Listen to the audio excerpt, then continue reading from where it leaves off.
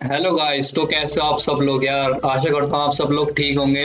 तो आपका स्वागत है हमारी एक और नई वीडियो के अंदर, जहां हम कुछ फैक्ट जाने कि जैसे हम हमारे फेवरेट कार्टून है डोरेमोन, शिनचैन, ये निंजा हथौड़ी वगैरह, ये कौन सी कंट्री ने बनाए हैं और इसका एग्जिस्टेंस कब आया हमारे इंडियन कंट्री के अंदर। तो without wasting time let's get started. और शुरू करने से पहले दोस्तों एक और चीज, ये इस वीडियो का क्रेडिट जाता है इनके रिस्पेक्टेड ओनर को जिन्होंने ये वीडियो बनाई है। मैं उनका डिस्क्रिप्शन में चैनल मेंशन कर दूंगा। मेक श्योर आप उनके चैनल को सब्सक्राइब कर दो और हमारे भी, ताकि हम आपके लिए और भी ऐसी वीडियो लाते रहें। तो without wasting time let's get started.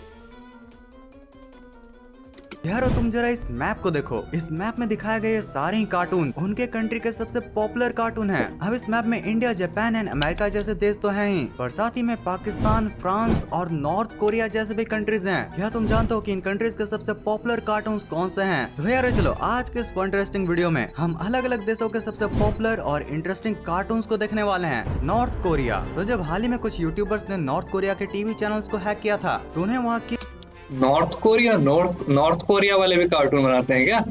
Kim Jong Un की बड़ाई करते हुए न्यूज चैनल के साथ साथ कई सारे कार्टून्स भी देखने के लिए मिले थे। और यार उन्हीं में से एक था स्क्विरल एंड द हेजहॉग। भाई ऊपर से देखने में तो ये बस एक बच्चों का कार्टून लगता है, लेकिन जब ये 1977 में शुरू हुआ था तो इसके बस कुछ ही एपिसोड से इनके कई जागरूक जनता ये समझ गए थे कि इनमें क्या सबमिनल मैसेजेस को डाला गया है। यार इस कार्टून में बेसिकली एक जगह है फ्लावर हिल, जहाँ पर स्क्विरल्स, हेजहॉग्स और डक्स रहते हैं। बोले तो स्क्विरल्स यहाँ के लीडर होते हैं, हेजहॉग सोल्जर्स और डक नेवी। मानो बिल्कुल ये एक छोटी सी आर्मी हो। अब अगर आर्मी है तो इनका दुश्मन कौन? वीजल्स, माइस और वुल्व्स, जो कि जापान, साउथ कोरिया और अमेरिका को रिप्रेजेंट करते हैं। और ऐसा हाँ, बेसिकली जो नॉर्थ कोरिया है उनका डिस्प्यूट साउथ कोरिया और जापान और अमेरिका से ज्यादा बना रहता है, तो वो दुश्मन उन अपनी कंट्री के बच्चों को इन्हीं कंट्री से रिप्रेजेंट करेंगे।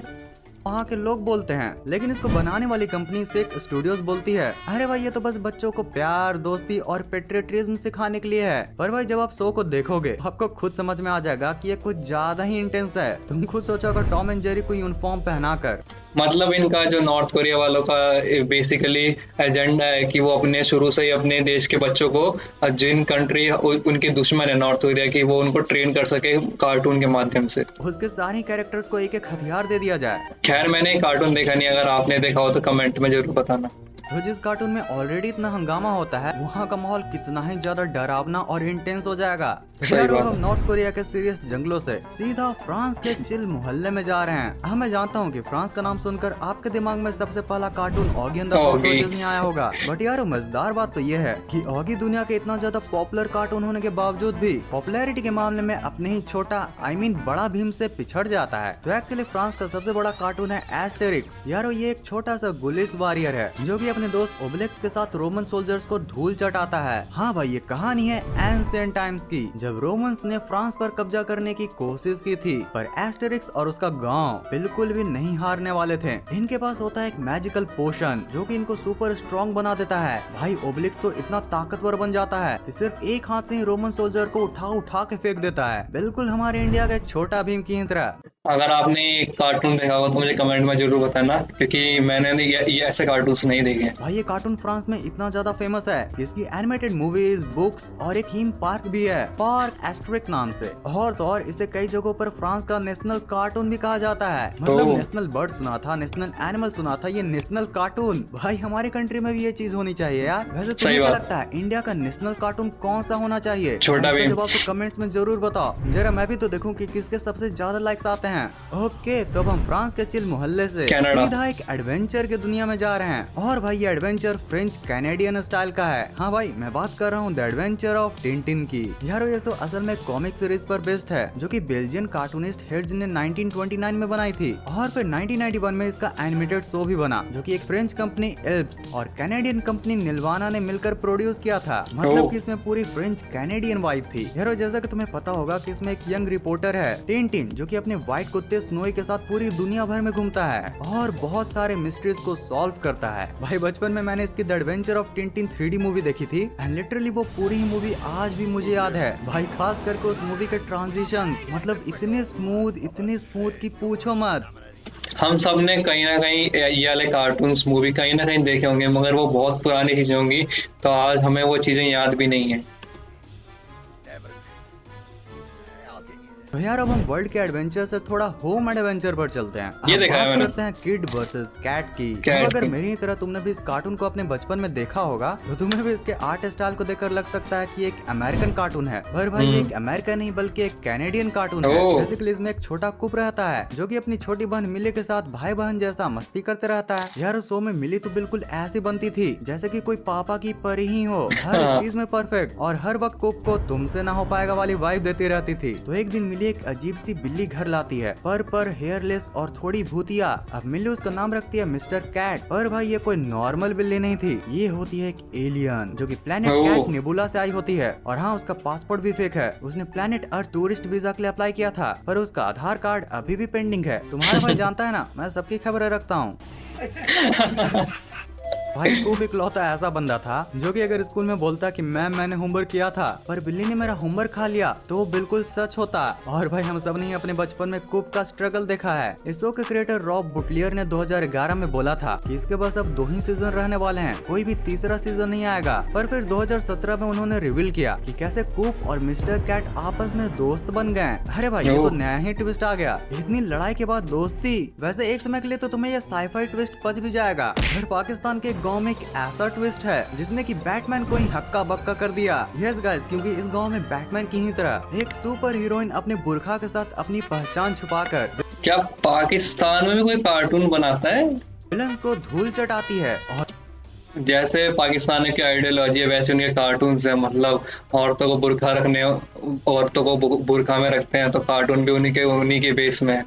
यहाँ से उनकी फ्रीडम का पता चलता है दोस्तों। और वो भी बुक्स और पेन से। हाँ भाई, बात कर रहे हैं बुरखा एवेंजर की। 99 miss calls from Marvel Avenger. यार ये शो 2013 में शुरू हुआ था और अब तक इसके 4 सीजन और 52 एपिसोड्स बन मैं तो चुके ये सोच रहा हूँ उसके 4 सीजन चल कैसे गए। हमारे इंडिया में अगर एक सीजन गया तो पूरे के पूरा ही पिट जाता है। हैं। मतलब कि फुल ऑन एक्शन और मैसेज का कॉम्बो। देखो अगर ये चीज अगर इंडिया में बनाई जाती बुर्खा एवेंजर टाइप, तो लोग बहुत ज्यादा क्रिटिसाइज करते कि आप इसको नहीं डाल सकते, ये फ्रीडम को हमारे वो सप्रेस कर रहा है। मगर देखो फिक्शनल टाउन होता है हलवापुर, जहाँ पर एक टीचर जिया रहती हैं। जिया दिन में जहाँ एक ऑल गर्ल्स स्कूल में पढ़ाती हैं, तो वहीं रात को एक बुरखा एवेंजर बन जाती हैं और अपने बुरखे के साथ विलन्स को हराती हैं। अब आप शायद पूछ सकते हो कि भाई उसका वेपन क्या है, तो मैं आपको बता दूं कि ना कोई गन ना कोई स्वॉर्ड, बल्कि इनका वेपन है बुक्स और पेन्स। गला में तलवार से भी ज्यादा ताकत होती है। इन्होंने इस बात को काफी सीरियस ले लिया और इन्होंने कद कबड्डी नाम का मार्शल आर्ट यूज करके बुक्स और पेन से ही विलन को मार भगाती हैं। यार वैसे पाकिस्तान में काफी सुपर हिट है और भाई ना सिर्फ पाकिस्तान बल्कि अफगानिस्तान, इंडिया और इंडोनेशिया में भी काफी चला था। इंडिया में तो देखा नहीं मैंने आज तक। ने 2015 में से लॉन्च किया था और वो भी हिंदी, इंग्लिश, तमिल और तेलुगु जैसे लैंग्वेजेस में। अरे यार पाकिस्तान में हर शो इतना भी लेवल का नहीं होता। तो एक शो है कमांडर सेफगार्ड नाम का। एक्चुअली ये एक एनिमेटेड सीरीज है जो कि 2005 में शुरू हुई थी। मतलब कि ये लाइफ बॉय जैसे साबुन का एक एडवर्टाइजमेंट शो है। इसमें बेसिकली एक सुपर हीरो होता है कमांडर सेफगार्ड जो कि जम्प से लड़ता है और उसके दुश्मन है डटमैन, एक गंदा सा विलन जो कि जम्प्स फैलाता है। और भाई जरा तुम एक बार उसकी बातें सुनो।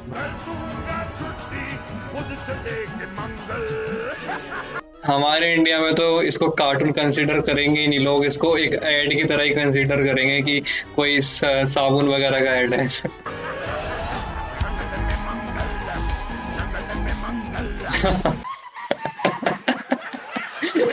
भाई ओवर द टॉप एक्टिंग ही इसकी यूएसपी है। ओके यार ये तो बात हो गई पाकिस्तान की, बट इन सब चीजों में इंडिया भी कुछ ज्यादा पीछे नहीं है। भाई हमारा जो सबसे मोस्ट पॉपुलर कार्टून छोटा भीम और मोटू पतलू हैं, वो इंडिया के साथ कई एशियन कंट्रीज में मोटू पतलू इज लव भाई, जो मजा देते हैं ना, एनिमेशन हो चाहे उनकी फनी कॉमेडी हो, मोटू पतलू सुपीरियर है तो दिखाए जाते हैं। बट अगर इनके जगह क्रिस त्रिस और बाल्टी बॉय जैसे शोज हाँ, क्रिस त्रिस बाल्टी बॉय में पहले देखता। इसमें बेसिकली कहानी के माध्यम से ये स्टोरीज बताते हैं।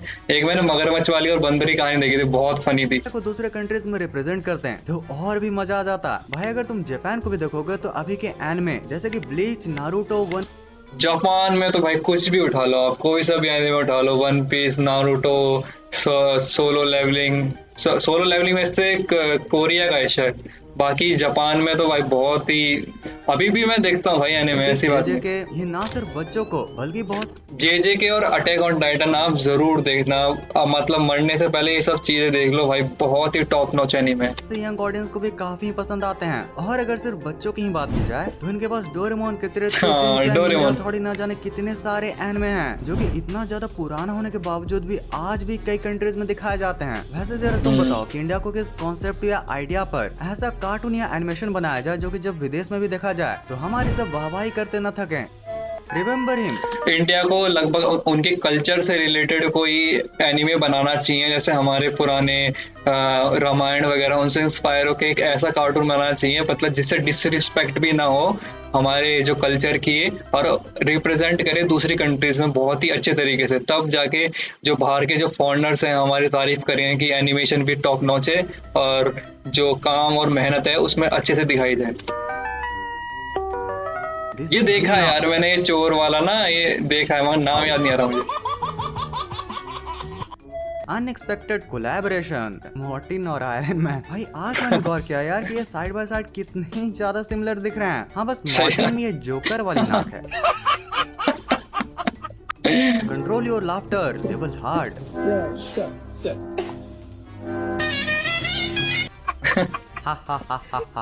भाई सही में मजा आया था। वैसे यार ये वीडियो तो खत्म हो गई, लेकिन अगर आप जानना चाहते हो कि कैसे शिनचैन के, तो दोस्तों आज के लिए बस इतना ही। आशा करता हूँ ये वीडियो आपको फनी लगी होगी, तो मेक श्योर आप चैनल को सब्सक्राइब करो ताकि हम आपके लिए और भी ऐसी वीडियोस लाते रहें। और जो ये वीडियो हमने देखी है व्हाट द फैक्ट नाम के एक चैनल है जिसको मैं डिस्क्रिप्शन में डाल दूंगा, तो मेक श्योर आप उनके चैनल को भी सब्सक्राइब कर दो, ताकि क्योंकि हमने उन्हीं की वीडियो पे रिएक्शन करा है।